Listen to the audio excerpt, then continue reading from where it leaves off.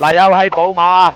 車主反饋嘅問題咧，就係一邊嘅冷氣出風口咧就唔夠凍，另外一邊嘅出風口咧就完全唔凍，仲有咧吹出嚟嘅氣味咧有啲刺鼻嘅異味，然後咧加班雪凍咧佢又完全夠晒凍噶咯喎。經過我哋嘅團隊嘅檢查咧，初步已經判斷咗係凍開漏雪凍嘅一個典型故障啦。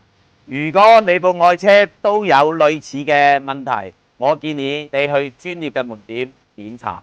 嗱，接落嚟睇下我哋嘅判斷準唔準啦，睇下我哋點樣去同佢解決問題。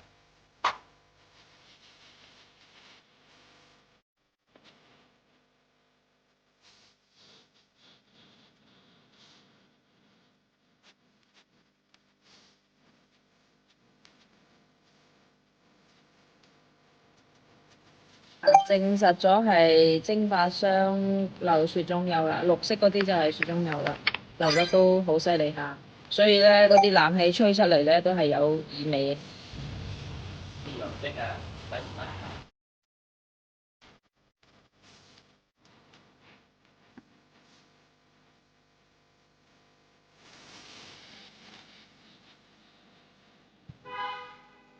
哇！你睇下而家凍到4、5度啊，出風口嗰度，兩邊嘅出風口都好平均啦而家。